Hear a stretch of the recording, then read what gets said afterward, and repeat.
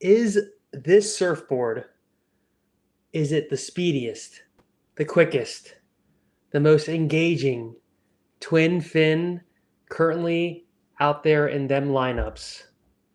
Stick around and find out. What is going on, guys? It is Travis. We're back with another Hero's Journey live stream focusing on surfboards. And I look great and I sound great per usual, as you can see in my lovely iPad mini 6 monitor here. If you do not own an iPad mini iPad, you are missing out because it'll soon become your new best friend. But back to the topic at hand. So the Too Fish right here.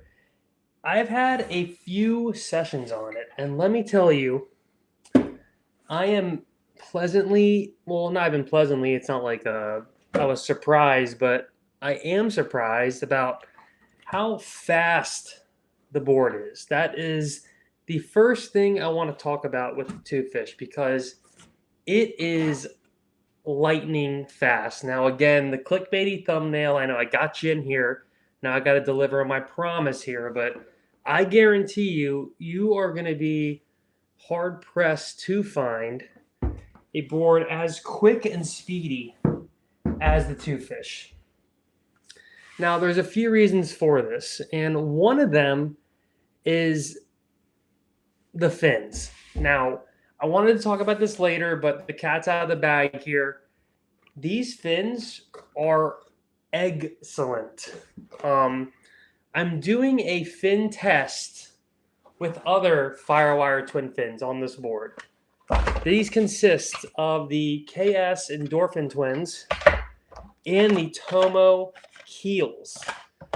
So interesting enough, the first time I rode this board, and again, I have a comprehensive review coming out of the board after I get more footage, and then I'm kind of doing like a fin battle video that I think should be really cool.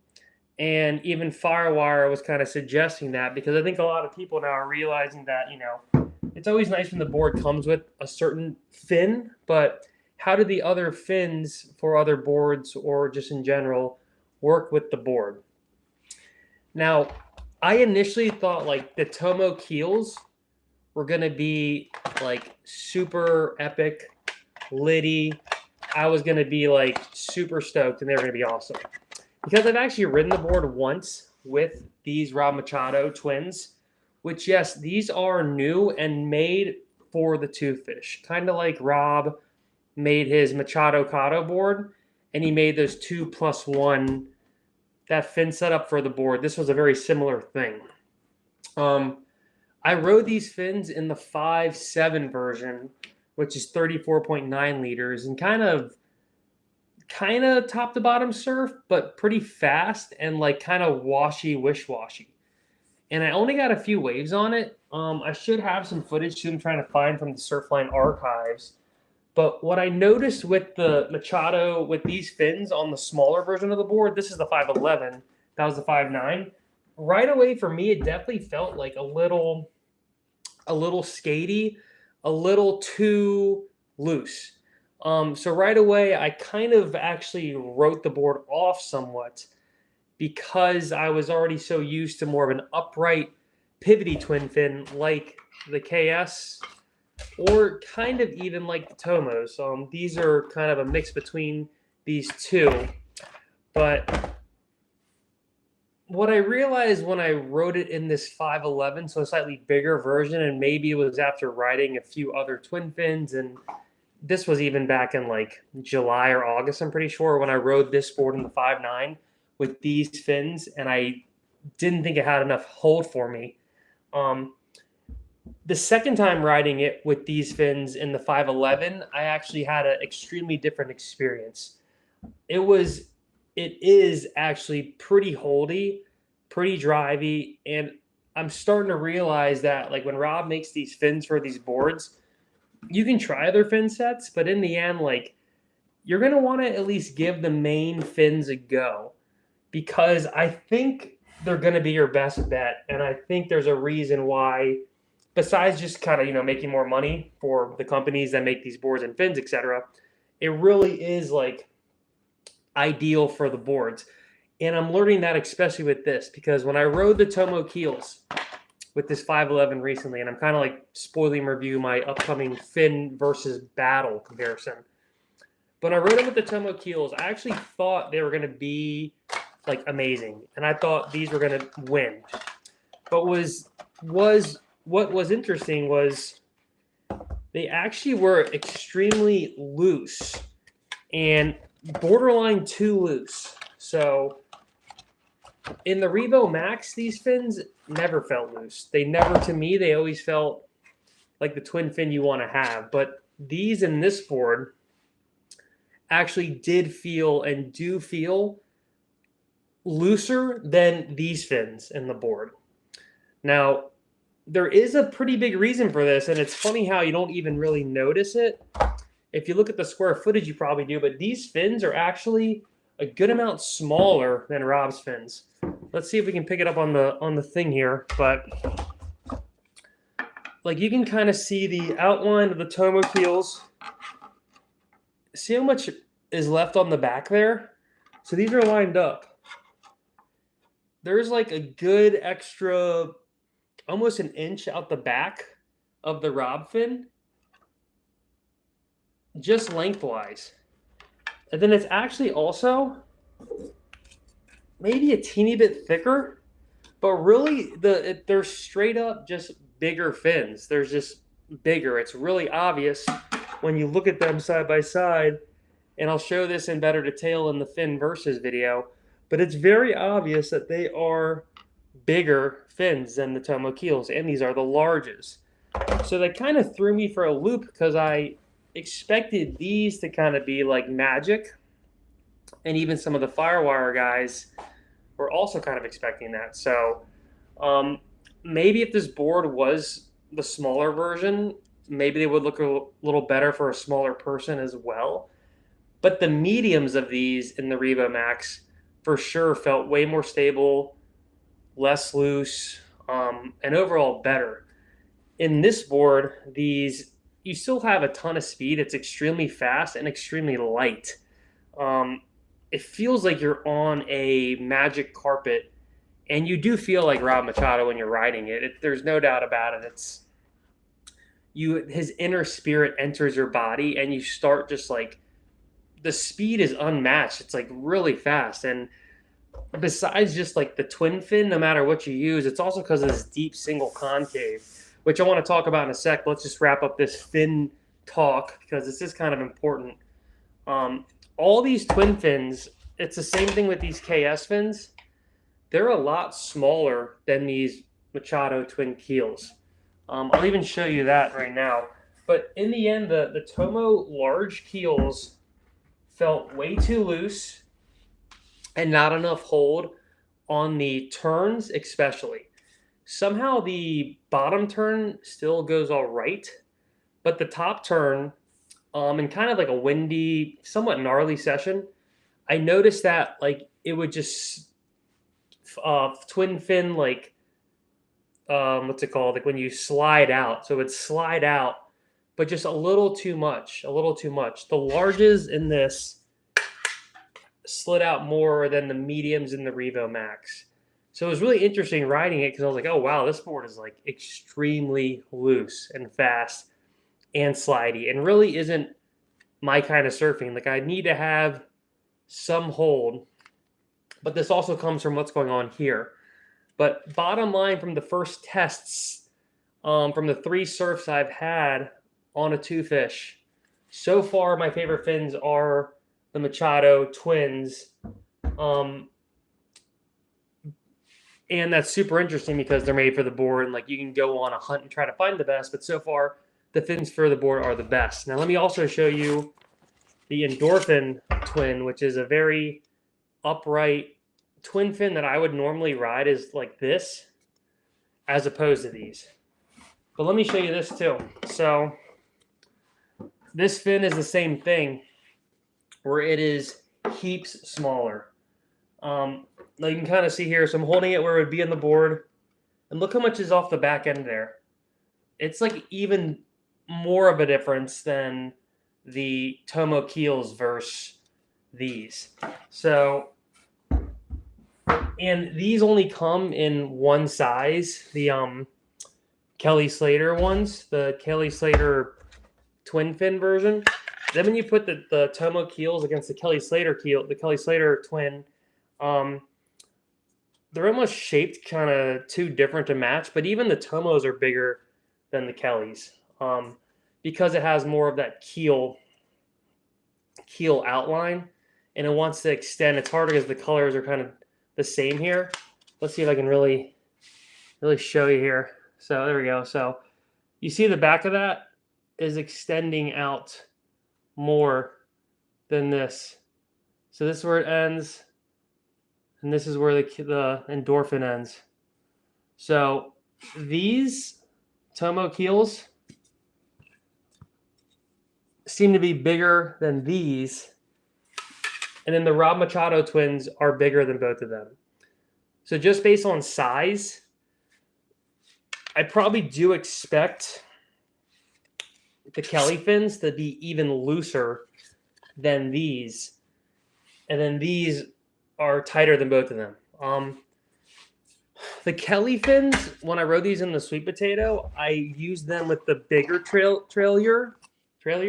still can't say trailer, which is this one.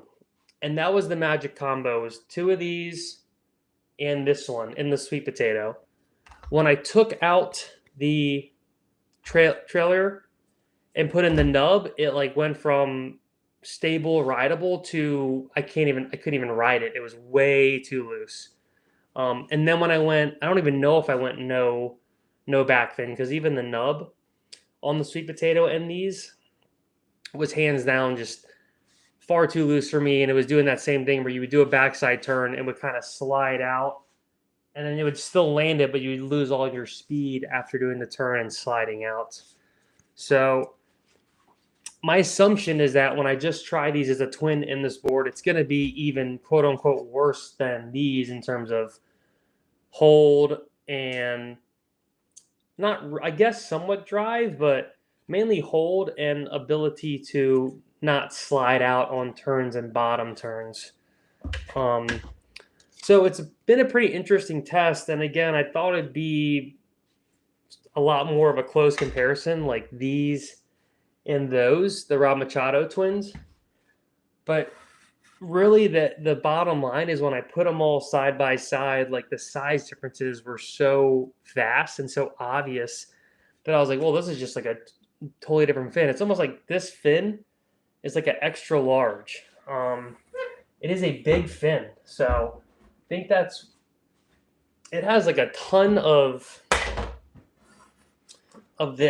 like area, like surface area, but just width right here. It's like actually pretty gargantuan. And what's funny is when I first rode these in the 5.9 Too Fish, I kind of was like, oh, they're like, I don't really like those fins. They didn't feel that good. But I think what had happened was, like, I had ridden a Seaside, I had ridden like some super upright album twin fins. I hadn't ridden these yet. I hadn't ridden the KS Endorphin twins yet. I had only ridden like upright skatey twins or super firm pivoty upright, like NVS, the stiffest fins ever fins. So when I rode these for the first time, like they felt too loose and not for me. But then when I rode these again, my most recent sesh in good old Venice Beach, California, where it's closeout city and not like the best way for a twin fin. I mean, Venice Beach is kind of like El Porto, where it's lots of closeout and it likes to get pretty sucky top to bottom, which you want to have some hold and pivot.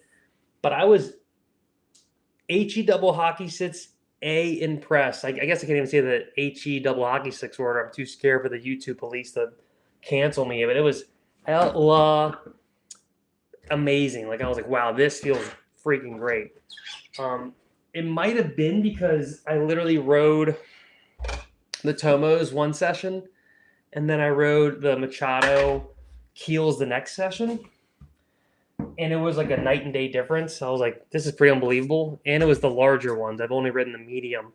So I was really, wow, that's really interesting that like either Rob, you know, did make the perfect fin and it's including the size of the fins, or, you know, these really aren't that great, or maybe these aren't that great. And I still need to try these. But based on the first test, the Rob Machado twins feel the best, and the board is still super fast, but has like that little bit of extra hold where, an especially like a beach breaky El Porto sesh, you want to have like a little bit of hold. You can't just have too much crazy skate and flake unless you're Rob Machado. You do whatever you want, but yeah. So that was kind of a deep dive into just the fins and what I kind of think about that. And let's talk about the board a little more. So, also, if you're here, thanks for watching the video. I have a little bit of a goal I'm doing here. So the first person, or if you super chat this live stream where it's like you hit this little money sign and you pay me the big bucks, your chat should appear on the screen, and then I'll make you an official sponsor of this live stream. I'll give you a shout out, and you are the official sponsor, which I know, don't rush.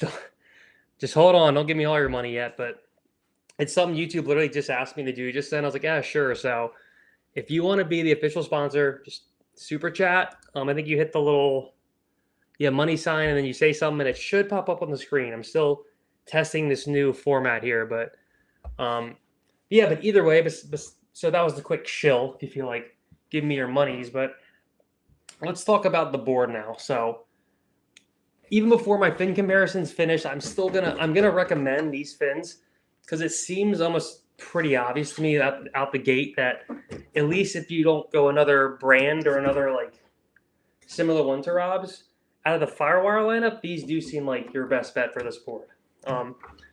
Now, another reason this board is super fast because it has like the biggest, deepest single concave you've ever seen in your life right there. So if you look like this, see if I can do it. So you can kind of see it. So you see how much it dips in here? Oh, you know what can really show this? If I had like a straight edge thing. So this, let's see. This is gonna freaking blow up in my face here. Oh, here we go. So you see this? See that? Oh, there we go. Now we're seeing it. Look how crazy this single concave is. I'm sure the microphone loves that going down. And right here, it's super pronounced. So it runs like almost the whole board. And it's really crazy, especially right here. You're just like, whoa, it's almost like he took a spoon and just spooned it out. So what that does is like, it makes the board just really fast. I mean, it does make it a little more out of control, but I think he made these fins just kind of like some kind of magic going on, and maybe they are just like extra large, that it provides a good amount of hold with the crazy fast thing, the single concave. It also gets like his signature style. It gets pretty thin here. It doesn't get as thin, I don't reckon, as like the Machado Cado gets like even more thin, and then it's probably as thin as the Seaside, I would say. So that bottom half of the board like really ups the ante when you're surfing on it, because it's weird. It has this like mixture of like going extremely fast, but then it's somehow, when you're riding, when I was on these fins, it didn't feel as good because it felt a little more out of control, and not even in a good way. Like I didn't seem to lose much speed with the Machado fins, and actually it might have been a smidge less fast than the Tomo keels, just because there's less fin. Like less fins in the board will usually produce less drag, so the board could go faster. If you're just planing straight down the line. Now you can create speed if you have the ability to pivot with the fins. You can end up going faster, but out the gate, what I notice is the board is like, it's one of the fastest boards I've ever ridden, if not the fastest. I mean, it almost has the mashup speed, but it's wider and just the bottom is a little more adaptable to like the wave allowing you to really go fast. Like it kind of, it doesn't even feel like the board's in the water. Like not in the way that helium, excuse me, is a little more on top, but you're kind of just going so fast and you feel so light-footed that it's really impressive. And it feels like it doesn't feel like any of the other boards I've ridden yet, out of Firewire or even like any of the other boards I've ridden. So that's pretty cool because it's, again, it's, the thumbnail isn't even clickbaited. It is the fastest board, I reckon. Like without having to do anything, it will bring you very, very fast. Now, with that being said, I don't think it's like a beginner's board. I think any twin fin is not going to be your best bet for starting out surfing.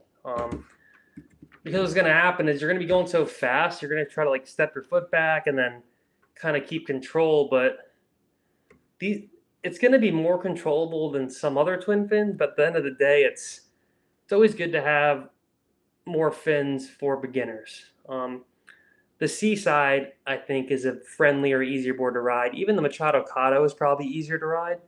So this board seems to me like it requires some skill because you're going so fast and it wants to not slow down. So you're kind of like, it's kind of like the mashup where you're almost going so fast that you're just trying to like control the board. But what's different than this from the mashup is this board has, it gets a lot wider. It is a lot wider. It is thicker. This is, the mashup in 5.9 is 34-ish liters. This board in 5.9 is also 34-ish liters. So they're not that dissimilar in the float. But this board actually, the top of it, it kind of has that Seaside shape where it keeps a lot of the width all the way at the top. And then it kind of keeps the thickness too, and it does a little bit of like blunt nose almost. The mashup is almost just a slimmed down version of it. So even at the same liters, this actually paddles a little better because it keeps more of the width and volume up here. Where the mashup is just a little skinnier, a little more refined. It's almost like a Too Fish, like scrunked down a little bit, and then with a different fin setup. And then this also has kind of boxier rails, but they're actually not too crazy. You can see it's like this. So it's, maybe if I cover my face, I'll focus. So it's like not the craziest amount of thickness, but it's relatively thick with 2 C's.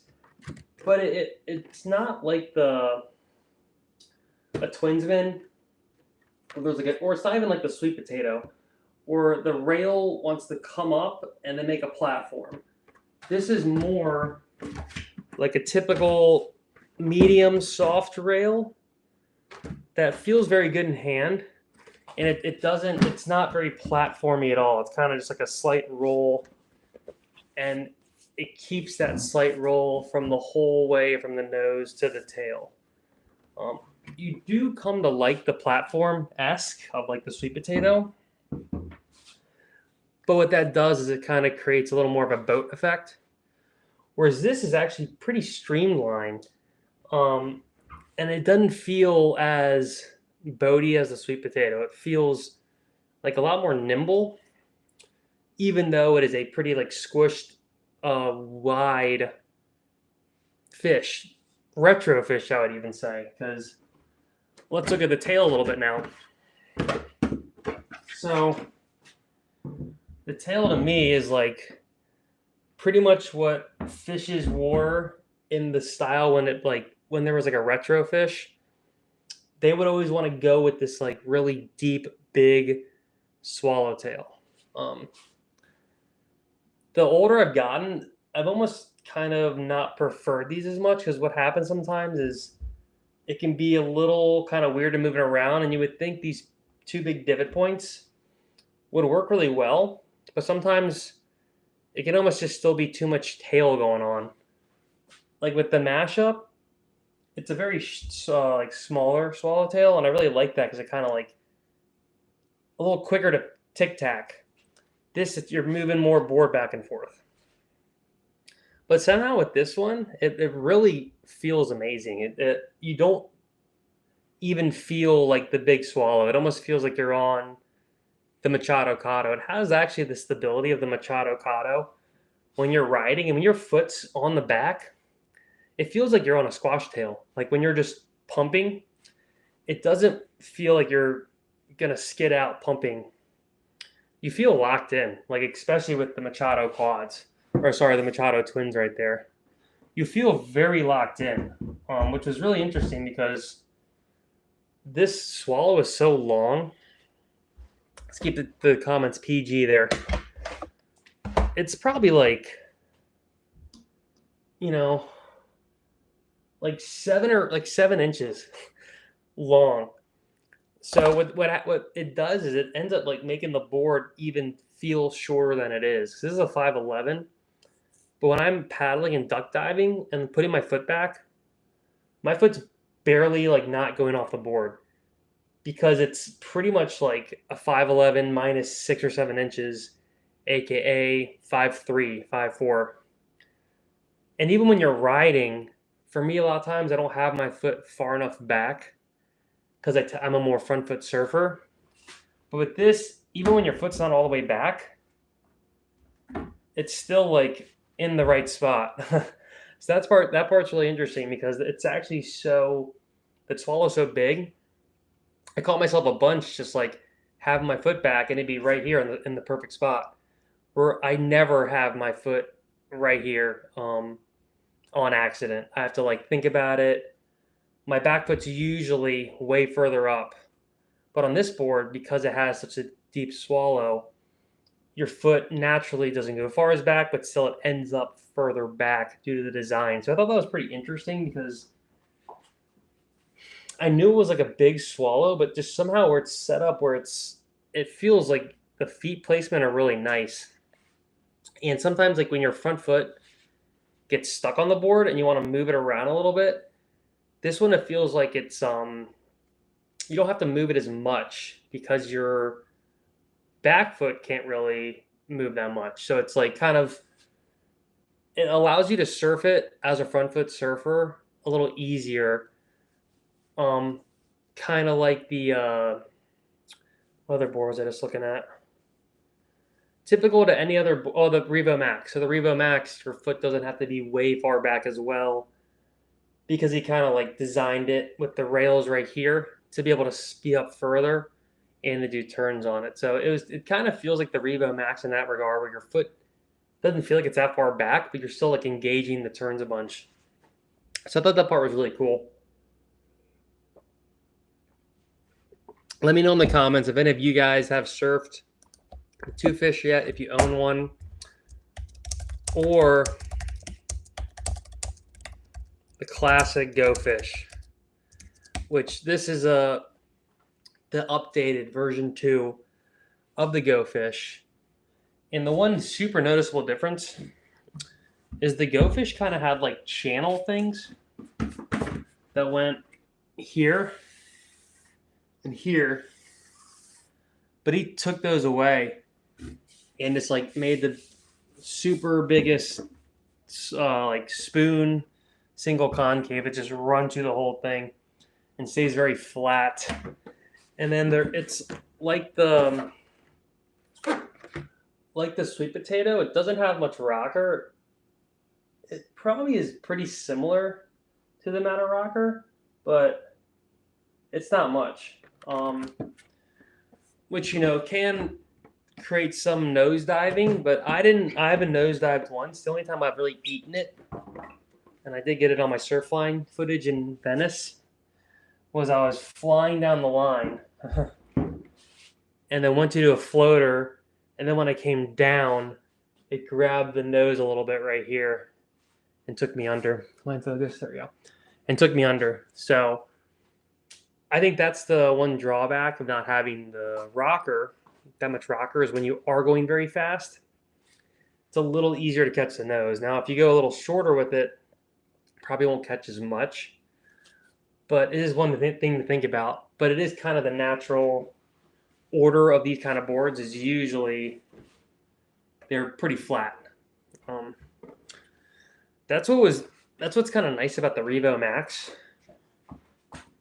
Is it is flat, but it has enough of a lip and those like the snowboard shape. It doesn't get caught in the water as much. I don't know how because the board's longer, but it does a really good job at that. Yeah, so again, I'm gonna claim it's the fastest board I've ridden. I mean, all these new Firewire boards to me are like really fast. The Revo Max actually isn't. I don't think it's the fastest. It did require a little more work. It does. This just due to the bottom contour and the fin setup and just the shape really is like lightning fast. It's maybe it in the mashup can go head to head. It's like the Machado Cado I think is a little slower. Not in a bad way, just like you want to be a little more mechanical in your maneuvers. Excuse me, this thing just wants to like fly. And again, it feels like you're on some kind of Aladdin magic carpet ride and you're picking up what's her name? The princess? Jasmine. So you're picking up Jasmine. You're on your Too Fish, paddling over, you get up, and then you're just on the carpet and you're gonna show her the world. Because it really is an impressive feeling. And you're like, oh wow, like like I can see how Rob Machado made this board because you feel like him when he's surfing, and his style of surfing that's what this board is made for.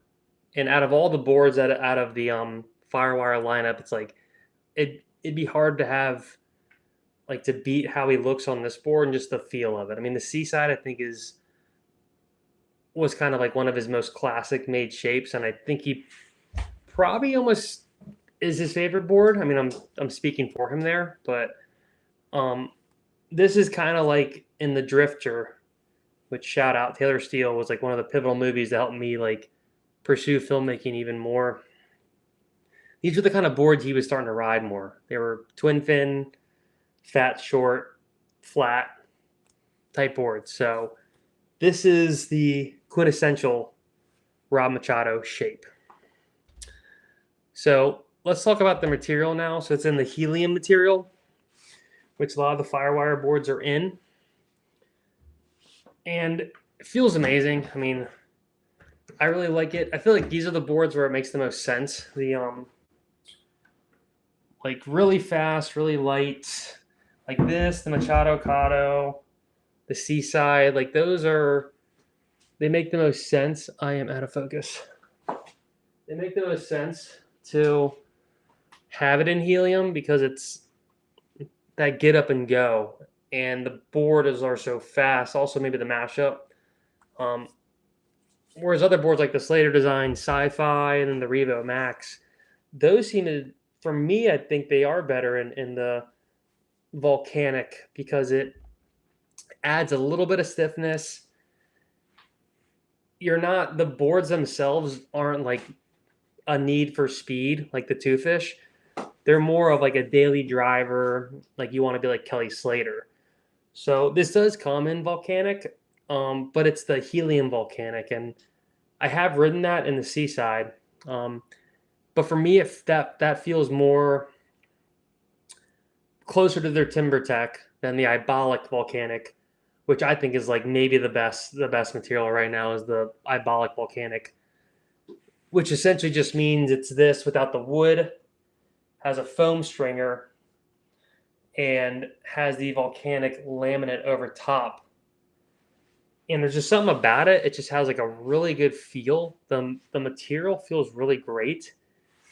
And I think they're onto something with the foam, the condensed foam stringer. Kind of seems silly, like a stringer made of foam.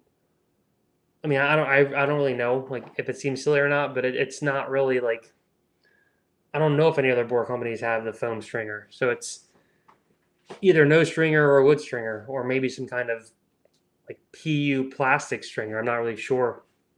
But the difference is the helium boards don't have a stringer, and even the helium volcanic don't have a stringer.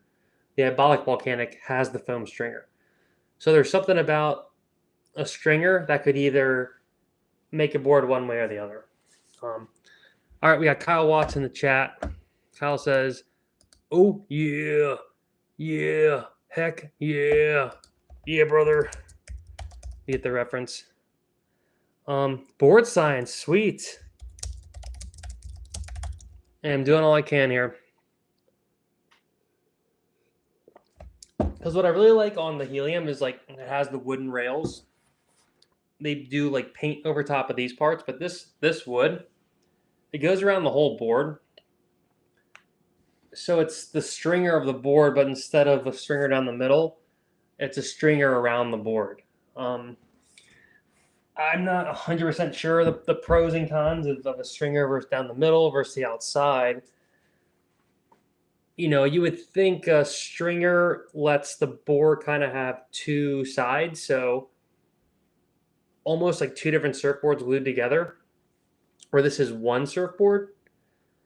So I'm not sure how they really compare. If you had the same board, you know, it'd be fun to see if they had like this board in the Ibolic volcanic and the helium volcanic or something to kind of compare. But so far, they don't have any models that are in one or the other. They almost designed the board, I think, with what the board's designed to do. Like if it's more of a groveler, more of a friendly board, they seem to go more no stringer, wood stringer, and then the more high performance Kelly boards, they go Ibolic, which replaces LFT. That was the old tech. It's gone. It's a loser. Sorry, LFT didn't make it, which I did. I love LFT, but I do got to say it is brittle. It's similar to a Lay's potato chip. It can get kind of dinged easily. Feels really nice though, and it had the stringer, and I believe it is a wood stringer. One nice part about no stringer is you don't get this. You don't get the like indention that can kind of cause one side to dip and the other side to dip, and this can kind of almost get a little uncomfortable on your body paddling. So that is one part I like about the no stringer. It doesn't create as much of a like separation, and you're paddling with the wood on your chest right here. So Kyle said, "Oh, here we go." He said, "You don't like tail. I thought you don't like tail pads. What does the stringer do? Is a tail pad helpful?" I will first answer the tail pad question because actually someone commented on one of my comments recently. I had a troll pop in and they said, "Oh, I thought you don't like tail pads. Like, why do you have a tail pad on there?" And then he started going in. Just joking. He stopped after that, but well, this is a demo board. So a lot of these boards I have recently are demos from Firewire, and they come with the pads. So I'll promise you, all the boards I own do not have pads. I still am anti-pad, although I will admit this pad is my favorite pad out of all of them at this point. And it's just because it's really flat. It's actually not even that much pad. And the board, how it works, when you stand up and your back foot like kind of lands right here magically because there's so much space here. I don't mind this pad the most. Why I don't like pads is because what happens is when you have your foot on a pad and you're trying to do little micro movements, sometimes your foot can get kind of stuck. It's kind of like when your foot gets stuck on wax. But a pad, your foot gets like even more stuck. There's little ridges and dimples. So almost when the pad's just like really flat and doesn't have that much of anything going on, it's kind of nice. I did ride a pad recently on the Sunday, and it was like really flat, but it was almost too flat. So it was like kind of weird how it I didn't like that either. This one so far is my favorite. If this was a squash tail though, and this was further back, I probably wouldn't like it. And again, it's also mental for me because when there's a pad, I think my foot has to be on the pad. And when my foot's not on the pad or it's here, I have to like think real quick. Oh crap, I'm too far up. And I usually don't have my foot all the way back. So yeah.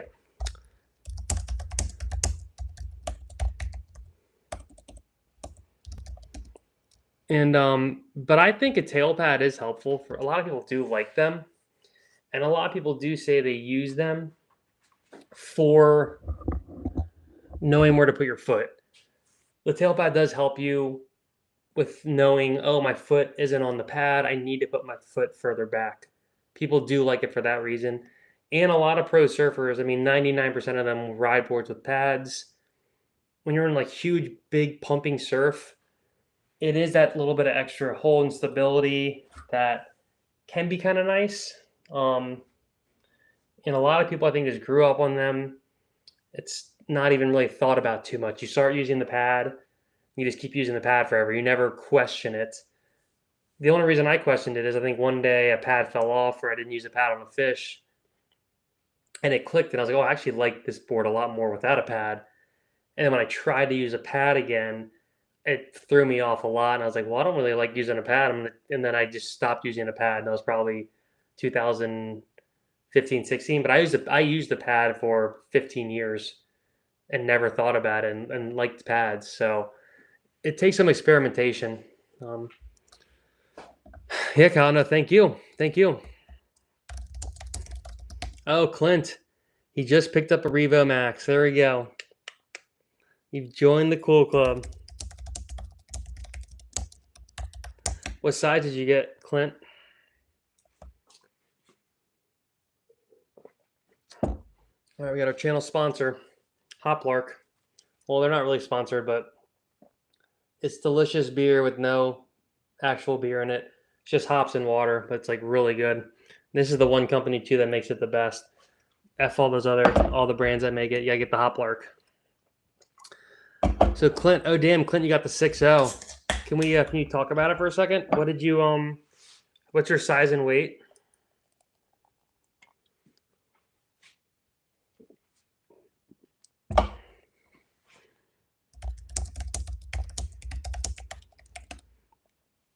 I'm gonna give you some of these heart things. You're getting hundreds, you're getting hearts. I'll give you a party.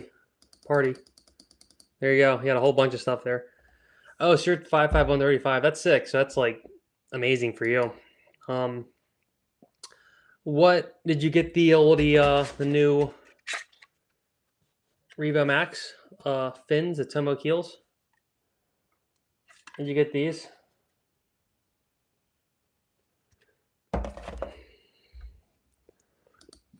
Ooh, Kyle getting deep. To be or not to be? To pad or not to pad? That is the question. Mason Ho rips with no pad. Oh, really? Okay. Well, I'm doing what Mason Ho's doing. I'm stoked. Never? Did you never wear one? Yep, had to get the fins too. Sweet, man. Well, I think you did great. I mean, I'd be stoked on the whole deal. Like I was talking about earlier, I don't know if he's here for it or not, but so far when I've ever ridden one of these newer Firewire boards and I've used other fins not made for the board, I've always liked the made for the board fins. Besides the sweet potato, because there's no fins that were designed for the board. That one is like kind of choose your own. Some people do like Dan Man fins because it's a Dan Man board, but so far I like the Machado 2+1 with the Machado Kato. I like these with the Revo Max, and I like the Rob Machados with the Rob Machado board. So, like when in doubt, just go that route and let the Sony ZV-1 focus on me. Oh dang, it's for once the ZV-1 doesn't want to focus on me and it wants to focus on the Helium Too Fish. That's awesome. So Mason might have had the same epiphany where his foot got stuck too much and he didn't like he wanted to be able to move his foot around a little more. To me, when a pad, it feels like booties, where booties, it's like really easy to get your foot stuck and you can't really move it that much. That's what I feel like a pad is. And like sucks because I don't really like wearing booties, but once I wear them, they're on for the season. And that's the part that always gets me is the booty gets stuck. I guess it does get stuck on both the back and the front, but it gets stuck here, and then I can't move it that much. That's the feeling I get with a pad on my back foot. And I like to do teeny little, even doing this with a pad, for some reason it's hard. I think people with pads or surfers in general, you end up not moving your feet around where you should move your feet around. But you stand up and your foot stays here, your other foot stays here, and you don't move on the board at all, which is naughty. Real naughty. You want to get used to moving on the board. I think that's why if you're a shortboarder, you should start longboarding it a little bit. I know like you might be like, no, it's blasphemy, no way. But move to a spot that has crappy waves and like maybe force yourself to longboard for a year or two. It's pretty much what I did. And once you start moving around on the board and you do ride smaller boards, it's fun to like, you move around, you just move around a little less in little micro movements. But you never want to have your foot just locked in. You want to move it a teeny bit. I mean, certain people it's a really subjective thing if you're going to move your feet, where your feet go, etc. But you know, never changing your stance is you're going to change your stance even when you go for a different maneuver or when you go left or right. So it's good to practice subtle little adjustments of your feet and not be like super glued. Because when you're super glued, what you do is you move your body more and you even like you bug stance it more. So you end up like, as opposed to bending your knees, opening your hips, moving around like that. You want to do that. You don't want to be locked, knock-kneed and locked and like moving your top like that. You want your knees bending and you want your feet to be moving a little bit. So in conclusion, another funny thing is, so before I answer you, Clint, I saw someone out in the water. Shout out Chris if you're watching the future. And he said the video, he saw me on YouTube. So I got recognized in public. Now I'm famous. I was like, hey, you're on YouTube. He's like, yeah, I saw your video about not using traction pads. So I think I'm hitting a chord where I'm disrupting the traction pad industry. And it's just like a trend that a lot of people don't question. But it was funny because he was like, I wanted to maybe take my pad off. I didn't know. And I saw your video.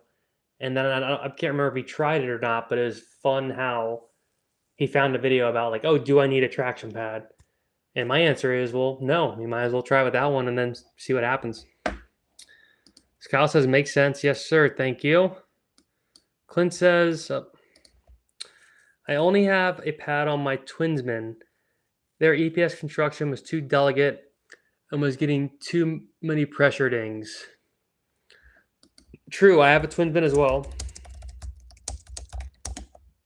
And mine's kind of holding up okay. I think mine might be like glass, a little heavier.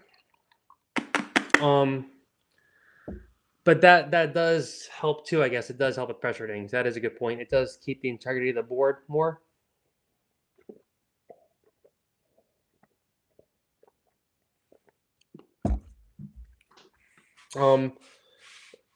So you'll get less of those little golf balls dimples, especially if you're a stomper. Now for me, I'm a stomper, but it's a little more in the top area. Some people even have the top traction pad, which for me, it's like I wouldn't even want to try that. But again, always try stuff for yourself. Never like take anything people say as gospel, because like all the boards I ride are over volumed in most people's perspectives.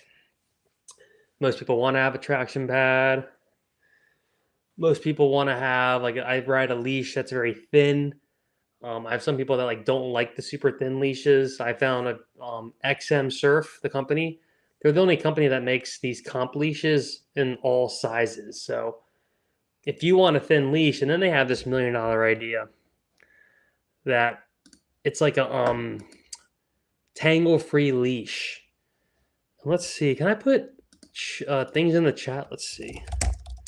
So I highly recommend XM Surf and their here we go. And this tangle-free leash is freaking awesome. Let's see. Is this the comp or the? I'll put it in the chat because. So you want to make sure you get the comp tangle-free XM Surf. It's this little. I can show you, I guess. But this leash invention XM Surf made is brilliant.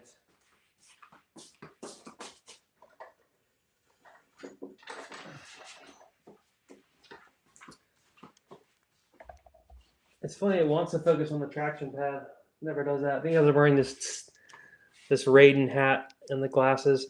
So this is the XM Surf leash.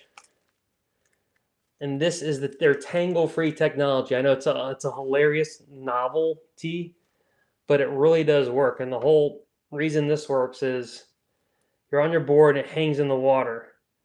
So when you go to paddle, like normally the leash would not be hanging in the water. It would just be like that. And your foot would grab it and would tangle. But because that thing's creating a little bit of heft on the leash, it goes down in the water. So when you stand up, your foot doesn't grab it as much. And it really does work. I mean, it doesn't work every time, but it works more than it doesn't. And I do notice a difference. And why it really works great with the comp leashes is because these skinnier leashes, this is a 7-foot leash. It's a 7-foot comp leash. I have not seen any other comp leashes in 7 foot. You want your leash as big as your board. I say you want it even 6 inches more, maybe a foot more. It always sucks when you lose a board and it's like pretty close to you. And if you haven't had this happen yet, look and have the board shoot back at you and have one of those swallow tails or the fin or the nose hit you. So you want that board far away. But you don't want a lot of drag. So these comp leashes are the best, I think. And then this tangle-free technology is pretty cool and hilariously epic. And they're a cool company. Like I've kind of spoke with them on the internets and just they've been good to me. They have a good warranty. They're really cool. I'll drop the Amazon link in the chat because I think it'd be cool to support a cool American kind of brand that has been around for a long time. And they're really cool. And it's the same thing where I have friends that ride leashes and I get on their leash and they have the thick ass leash. This thing's huge and bulky. This is like a straight jacket for your ankle. These are by far the best leashes I've found. Compared to the FCS leash I put on my ankle, it almost breaks my ankle. The Creatures Leash has a good leash, but this is for sure the most comfy and just you don't think it's there. And they'll even send you free little pieces, and you can just kind of replace this. It's all really replaceable. The leash is actually replaceable. There's a kind of a swivel thing here and a swivel thing here. So if the leash breaks, you can actually just get a new rope. Or if this breaks, you can actually just get a new wrap thing for your foot. So they're definitely doing it right. And no other company has the tangle-free thing. So there's a lot of little things like that in surfing where it's if you experiment, you can kind of find stuff that you really like. And you'll wonder why everyone is still doing it some other way because you found the golden ticket and you get to go to Willie's. Or you get to go to Wonka's Chocolate Factory and there's only 5 golden tickets if you're one of them. So, sometimes you want to keep your secret safe, but please spread the word on these XM leashes because they're really cool. They're a cool company. But yeah, sorry I missed your chats. Kyle said, agreed. All right, we're getting hearts. Sweet, thank you guys. Oh, another heart. I'll give you hundreds. So now we're getting into we're getting near overtime. We're getting near the hour mark, and once we hit the hour, it's game on. It's full bore. So Thanks for sticking with me. If you haven't so far, please hit like, smash subscribe. You can share us around with your friends. Always appreciate everyone tuning in. It's really cool to have, almost like 9 people here right now. We're all just chilling, talking about surfboards. So it's pretty cool. I really appreciate you all, so thank you. So Kyle says, how does twin fin plus trailer fin? How's a twin fin with the trailer versus the pure twin? Okay. Okay, let's do it. So, bottom line, the twin fin plus trailer is going to be easier to surf. It's going to be more pivoty in any board. The only board I've noticed where there isn't a trailer fin, but the bottom set up where it feels like it is the Revo Max or the Tomo shapes. Especially the Revo Max though, because it's the opposite of Rob's. Where Rob's gets like a spoon here, his like comes up and then he has a spine that's like it's an indented outward spine. It's literally like a nub fin that runs this whole way. So a pure twin like this is gonna be skatey, slidey, and potentially faster than a twin with a trailer. That's why this board, if you just took a wave on this board and took away from the Machado Cado, this board is going to be noticeably faster. The Machado Cado, I think Mike Raven was talking about it. Maybe even Tommy Surfs, but like it almost feels like kind of not that fast. When you stand up, you're like, all right, excuse me, it feels great. But you're not like, oh, I'm like flying. It just is a nice, steady, smooth ride. On the Too Fish, you stand up and you're like, oh, okay, I'm like flying right now. So less fins, less resistance, more water is allowed to shoot, and you go faster down the line with less fin. So pure fin is faster. Pure fin, though, is less controllable. Once you try to pivot and go up the wave to bottom turn and then spray, the bottom turn and the spray, there's not an extra hold right here. So when you push it, these fins end up just kind of pushing against the water. And there's not like, even that little extra bit of hold is going to help a lot. That's why the Kelly Endorphin bigger trailer, I can never say that trailer word, trailer. Compared to his nub, that's kind of funny. Like this thing. So when I rode this on the sweet potato, this 2+1 like was epic. And then even going to just the nub was night and day, way too skatey, way too slidey, way too out of control. So if you think about how much of a difference these two make in terms of how the board rides, think about having neither of them. And what you get is a board that seems like it could be kind of out of control. Now, again, there's boards like the Twinsman where there's some kind of witch magic going on where it actually doesn't feel like too much of a twin fin. It doesn't feel that out of control.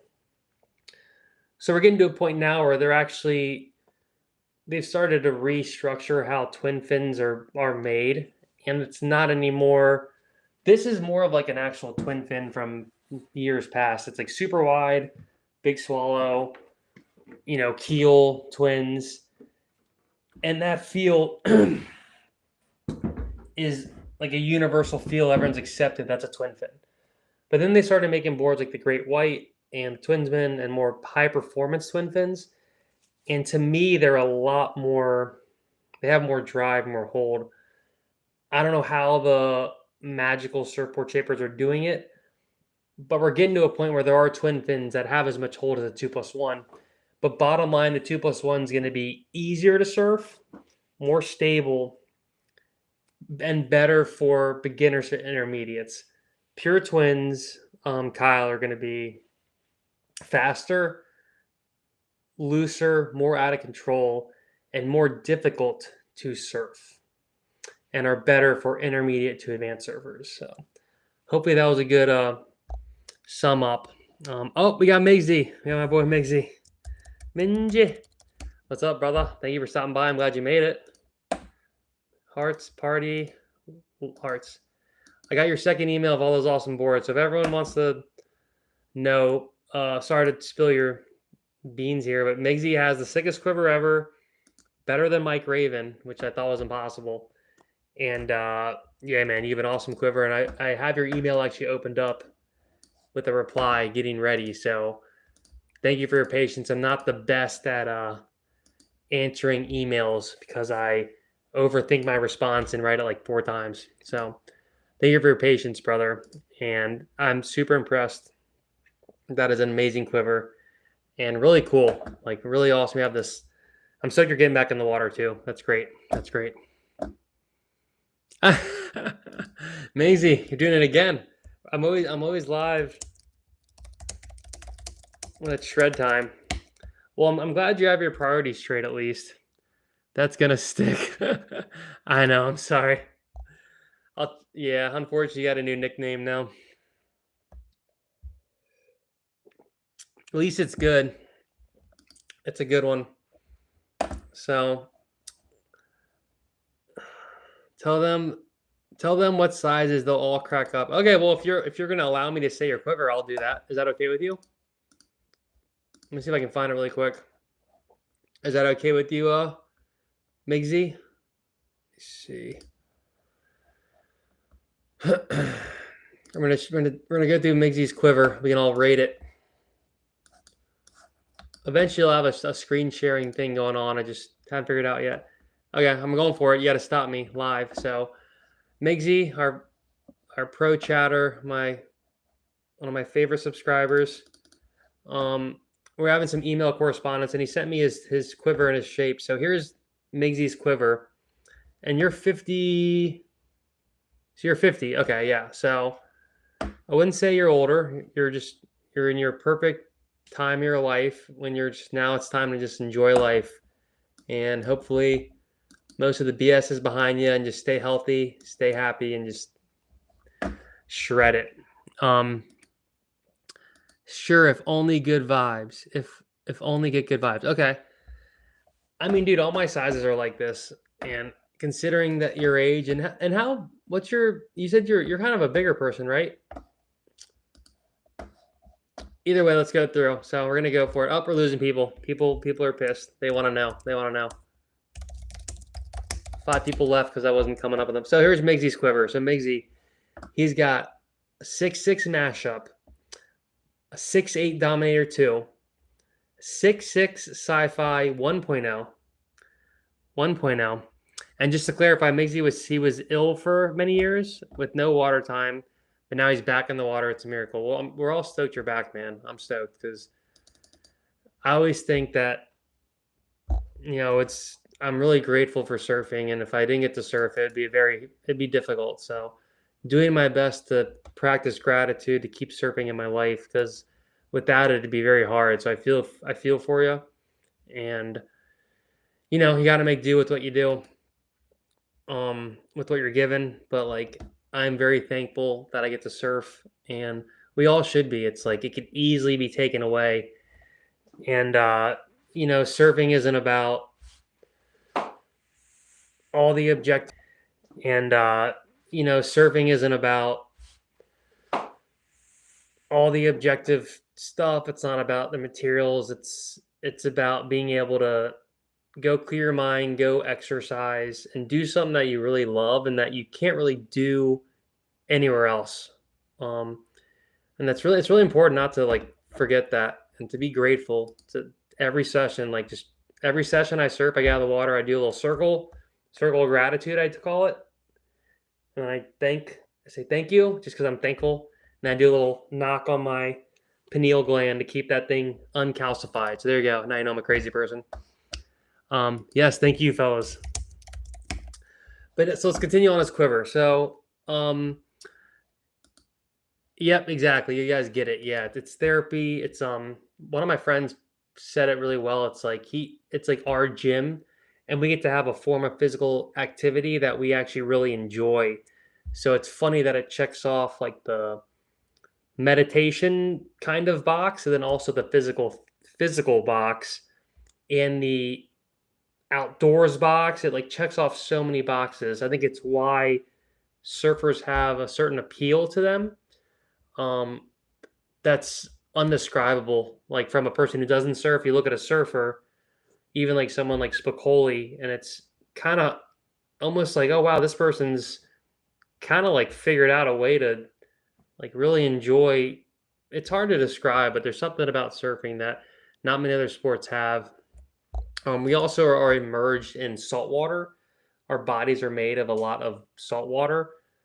So it's almost like we're home, hanging out in our like womb home, getting exercise, getting clear headed. It's like this super combination of stuff going on, and you notice it because like the best part of surfing is the afterglow of surfing. Is the night after you surf when you're hanging out and you feel really good, and then it becomes the addiction that you have to keep doing, which is fine because it's a healthy addiction. Um, yes, thank you. I agree. All right, so to continue on is Miggsy's quiver. It's a big one. So we went through the Sci-Fi 1.0 6.6, the Tomo Fish 6.4, the Revo Max 7.0, which is sweet, which hopefully you're figuring out the fins. 6.4 Potato Nader Timber Tech, which sounds like the sickest like longboard replacer ever. The 6.4 Potato Nader Timber Tech's got to be like a beast. That's a tanker. Lost Hydra LibTech 6.1, DHD 3DX 6.8, EPS Rocket Wide 6.8, Squash Tail, in Spine Tech. Up, make these mates waiting for me to get in the water. He's waiting. All right, Spine Tech. We're gonna fish real quick. Spine Tech 6.5 Stretch. That's sick. F4 Quad Bat Tail, 6.4 Puddle Jumper, and a 9.6 Longboard by a top knowledgeable South African shaper. And you just bought again the Spitfire Firewire TimberTech 610. And I got some photos, and he's got the Tomo keels, he's got the Machado fins, he got some AM2s or some AMs ones, which are the best fins ever, maybe. Yeah, so overall, Miggsy, you win the quiver of the year. Thank you again for stopping by. Go shred. Don't leave your friend hanging too long. Thank you, sir. I'm glad you got here. I'm glad you got here. Stoked. So yeah, boards I would love out of his quiver are the El Tomos Fish 6.4. That's a really cool board. If any of y'all seen that. It has like a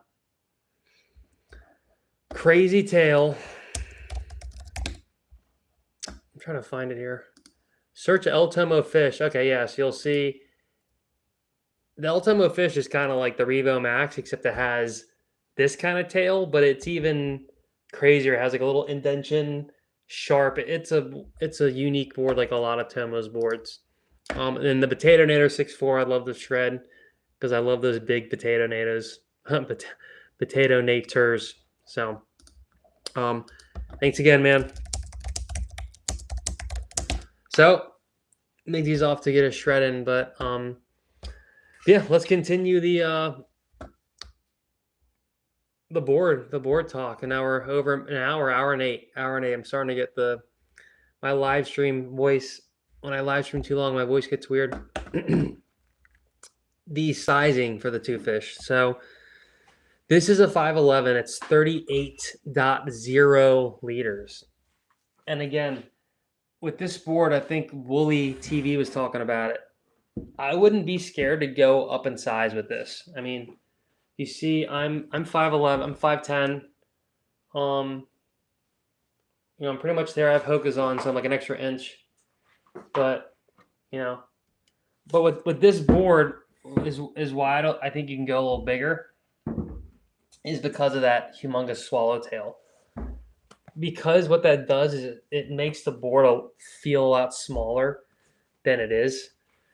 So if you go too small on the board, I think what happens is it becomes like a way more out of control, and it really feels like you're on a magic carpet. That is, I'm 5'10", this is 5'11". When I put my foot back to duck dive, like it barely makes it here. So the smaller you go, the more you're gonna have to bring your foot up to push it back to duck dive. I know these are silly things to think about, but this is real world use with this kind of stuff. And a lot of people are probably going to tell you to get like the 5.4, the 5.5, some crazy size that only like Tommy Surfs and Noel Salas can ride. Let's see, Migsy says, oh, this is nice. He wishes everyone the biggest love and good vibes to everyone. Please continue surfing, getting waves to get waves. Please support Travis. He's an absolute G alive. Chat helping our community. Wow, it's really nice of you, man.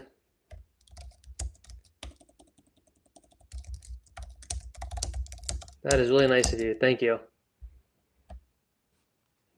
Salute. Give you some hearts, hundreds. Yeah, so besides being Noel Salas and Tommy Surfs, like I would say get it a little more volume than you would. Like unless you're at this like crazy level and you're surfing like one of those guys, you don't lose much from going bigger. I mean, maybe it's a little harder to duck dive, but that will help you build strength. And I can duck dive my 8-foot Varga board, which is probably like 70 something liters. So practice technique. I know Nathan Florence had a recent video talking about duck diving, and they have some like they'll even train duck diving. So get better at duck diving. One way is to push one end down and kind of scoop side to side. This helps you duck dive bigger boards. So as opposed to just pushing straight down, push one down a little bit so the nose goes in, and then kind of scoop up. This can help you duck dive a board that seems too big.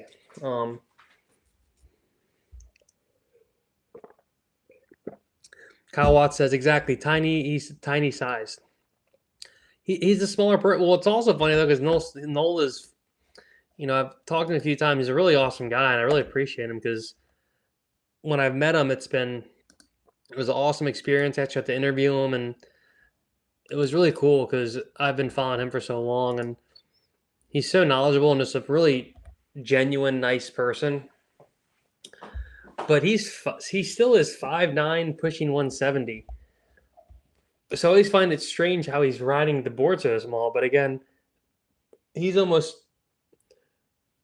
riding them similar to what the charts are saying, but maybe even less. Like ice cream, for sure, cool dude. Yeah, so I remember back in the day, even one time I asked him about a pod mod, and I was like, should I get the 5.6 or the 5.8 pod mod? And he told me to get the 5.6. So I got the 5.6, and I actually ended up just being too small, and it wasn't even too small to surf. It was too small to paddle. I had to like kind of arch my neck a lot, and it would just be very sinky in the paddling. So I ended up actually going to a 5.10, skipping the 5.8 totally.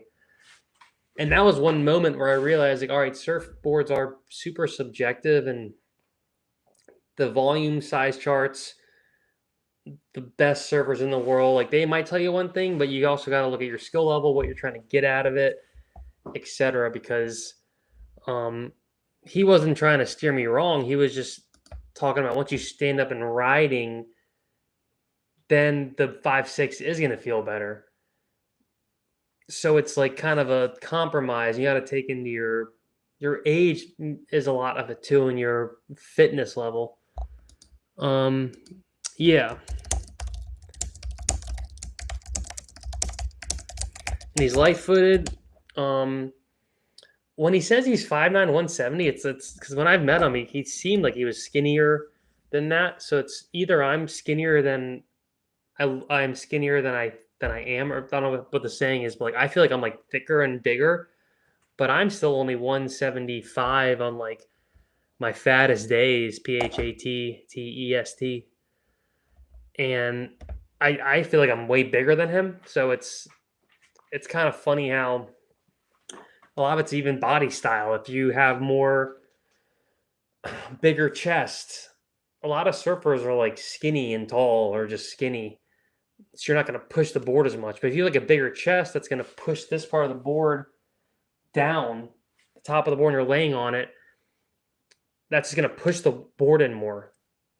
And you're paddling on the board 90% of the time. So for me, it's like I want to be the most comfortable paddling around. I can adjust how the board rides a little bit, but if the paddling around on it sucks, like that takes away a lot of the fun of it.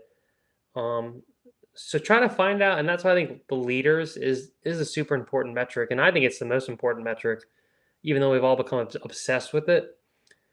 To me, it's a really good indicator of how the board is going to float you paddling, and that's what you're doing 90 to 95% of the time in the water.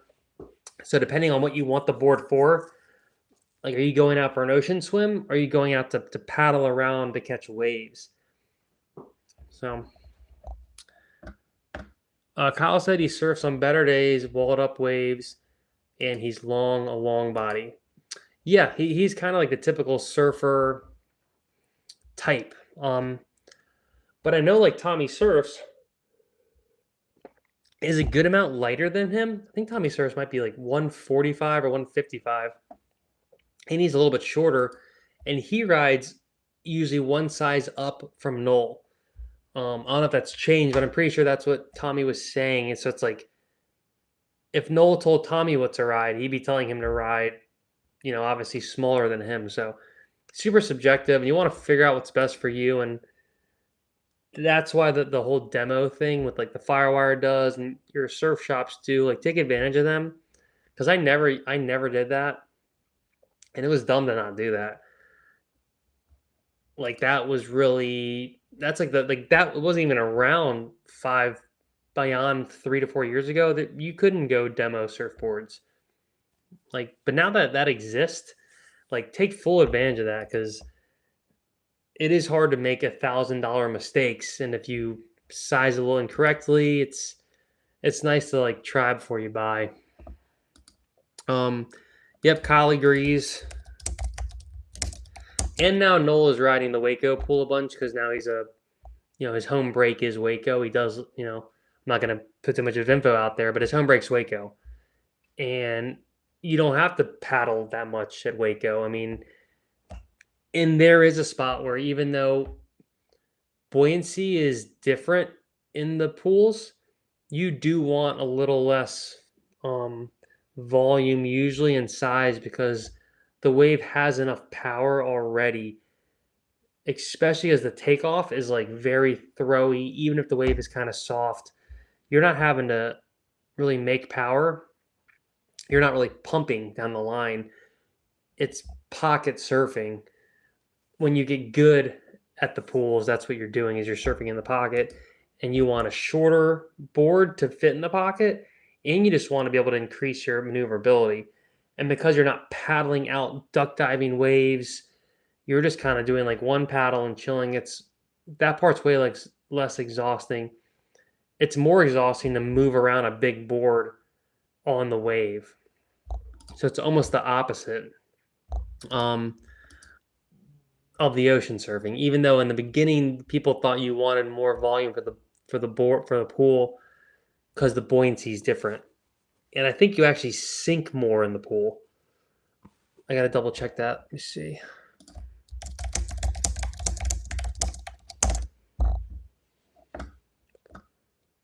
Oh yeah, you sink more. Because there's slightly different buoyancy in salt water versus freshwater. And you can look into this, but the buoyancy is quite different. And usually, for some reason I can't remember which is which. Salt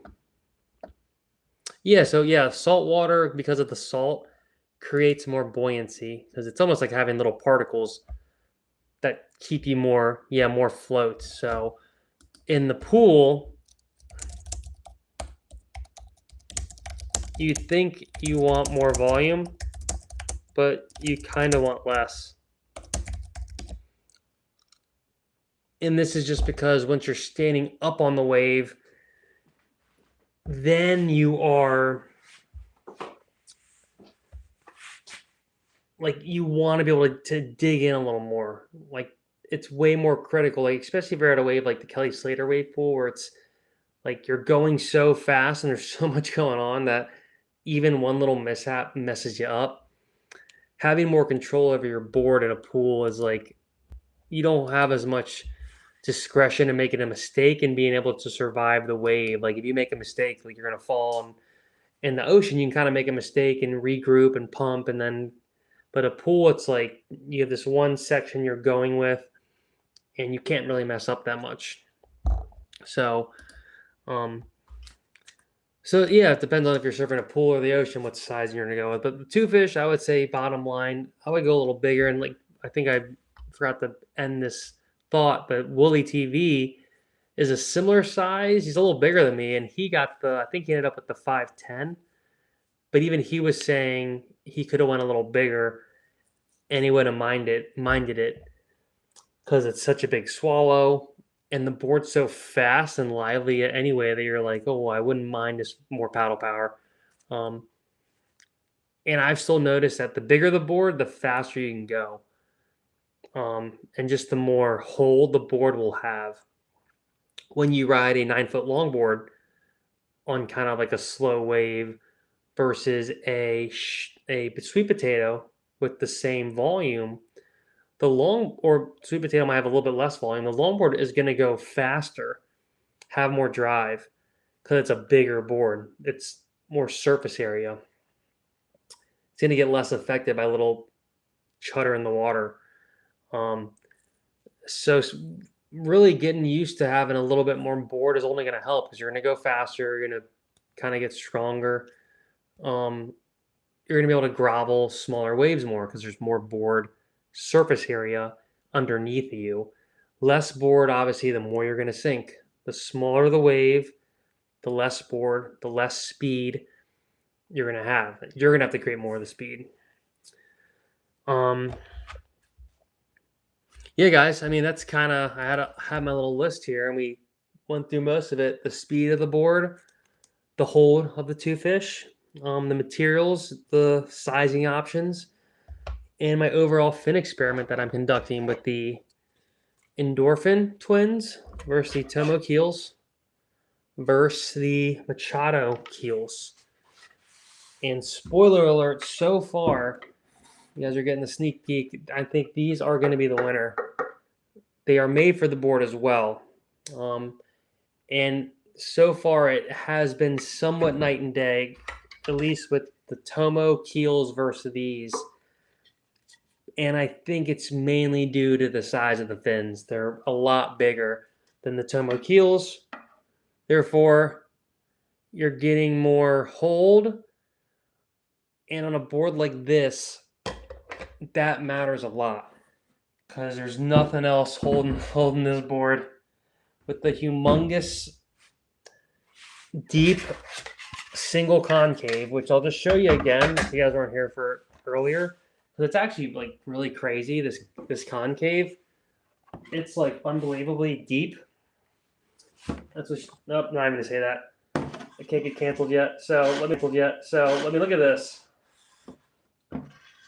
That is crazy. That is unbelievable. All the way. So it's the opposite of the Revo Max. So therefore, you're going to have more speed, but there's nothing holding this board in the water. It is just going, well, the board's in the water, but it's almost like an air pocket is right there. And you can feel the speed, and you can feel that you're not as in control as on a lot of other boards. So that single concave is like really intense. But what happens is it makes the board feel just extremely responsive and really good between when you're going up to do turns and stuff. But the fins on this one, because of their size, do a fantastic job of giving you the hold you want when you're flying down the line on the two fish.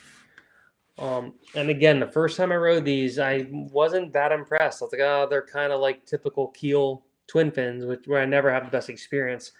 But the second time, and after riding another option, I realized, oh wow, these actually are made for the board, and they feel really good. And for some reason, it clicked a little more, and the hold was there, and the drive was there. So fin wise, so far, these are the victor.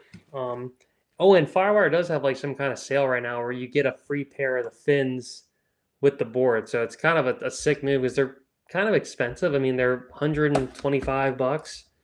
But right now, I'm shilling over here. Oh, the deal might have ended.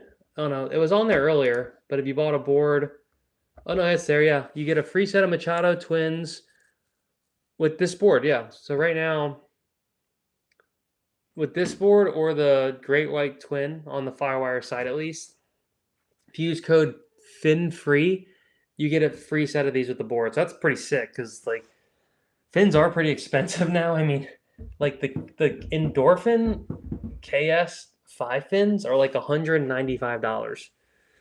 You are getting a quad set and a tri set in one, so it's not too bad. But like the Rob Machado quad fins are, those are pretty expensive. Like the Seaside quad fins, yeah, 160. So, unless you're a billionaire, it's like that's still a good amount of money. And what's funny too is a quick side note. So the Machado keels, which maybe I'll even grab those really quick.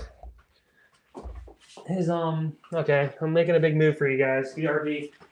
I'm grabbing his quad fins because these for the Seaside aren't the I almost went down. Aren't the best for me.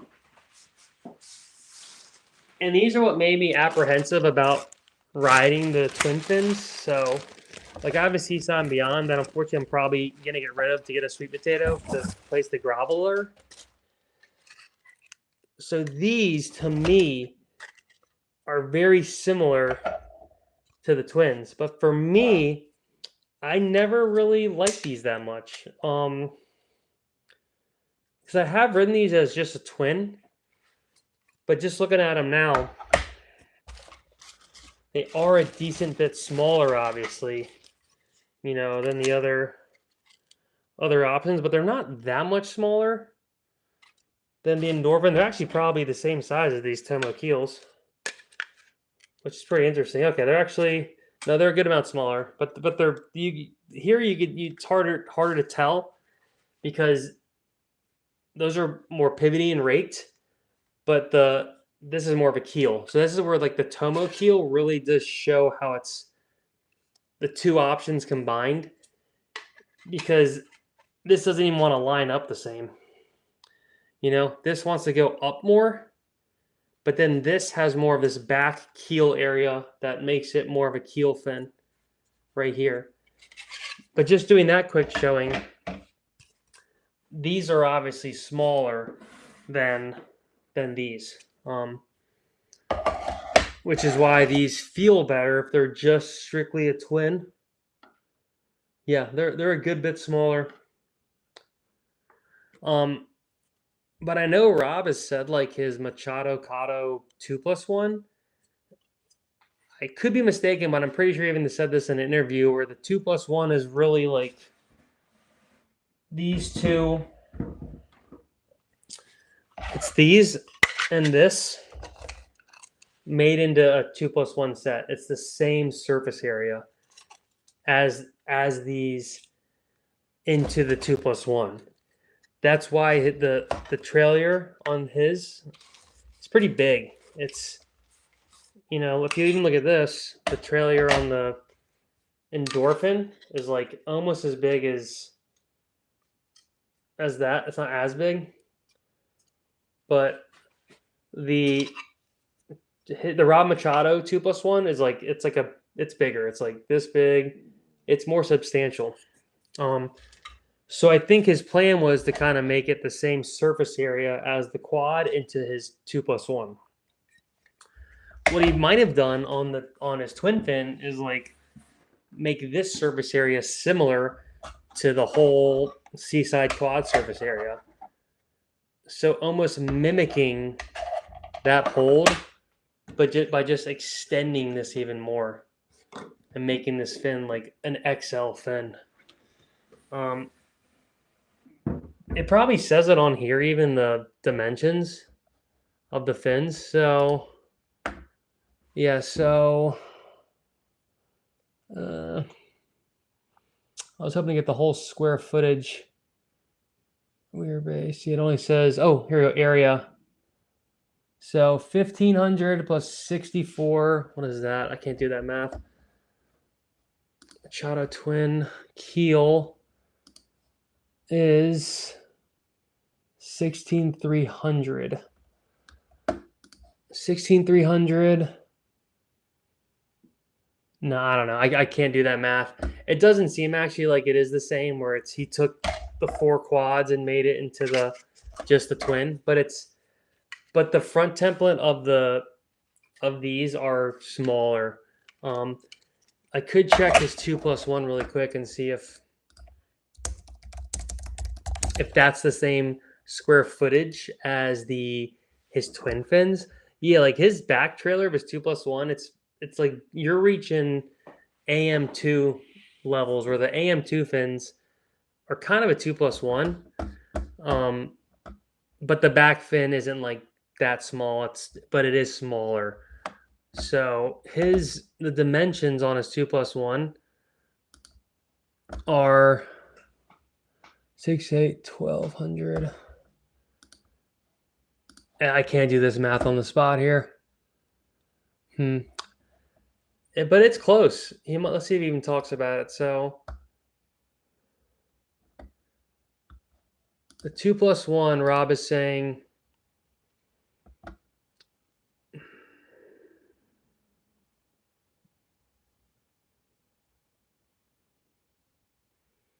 he's not really saying too much about it, actually. I saw it in an interview, though, where he was talking about just the square footage. He seems to me like he's found a magic number of square footage and fins is essentially like if you added all these together, made like a square, how much surface area they take up back there. And usually the larger the square foot area, the tighter and the more tight the fin's going to be. The smaller the fin, usually it's going to be less hold. There's a lot of other factors there, like the foil, and if it's a pivot or more of a keel, but or a neutral. There's like a lot of like the fin technology has really gotten pretty insane. And I got to shout out Naked Viking Surf because they're a friend and they've helped me with some fins and discounts. And to me, they've like really established like the art of fin making. And even like a lot of their models, they'll do collaborations with Album and Rusty, and like there's just so many little nuances with fins that kind of it becomes like a science in itself. And when you start experimenting with fins and realizing how much of a difference they have in surfboards, that can be really eye-opening because it could change a board that doesn't feel good. It can make a board that is sick, not that good. I used to not care at all about fins. I just wanted to have one fin in all my boards that felt good. And I thought that it was more of a fin feeling as opposed to the fins in conjunction with the board creating an effect. So that's why a free pair of fins with the board are always sick. Because even back in the day, you would usually get a pair of fins with the board, but those days seem to be gone. And usually when you buy a board now, you don't get fins. Maybe you get like a traction pad or a leash, but for some reason they don't want to give you, the fins no more, which that's fine because the surfboard selling market the margins are very small and it's hard to make money making surfboards. Like it's not easy at all. And I don't think you should feel bad about giving surfboard manufacturers your money, because it's a hard business, and like I was saying, the margins to make money, it's small, and it's hard to make a profit on surfboards. Um, so you're contributing to the industry, and now the used market actually is in such a good spot where you're not losing. There is a resale market now. Even 7, 8 years ago, there wasn't really a market. Now you have various apps and even brick and mortar locations that specialize it. Now you have various apps and even brick and mortar locations that specialize in buying and selling used boards. I myself need to take more advantage of those because I am not used to that. And even selling boards for me is hard because I don't like negotiating prices, etc. It's become a lot easier and a lot less stressful um, than even the Craigslist days, or trying to find some random friend who would buy your board. It's now the world is your oyster, and there's more options for that.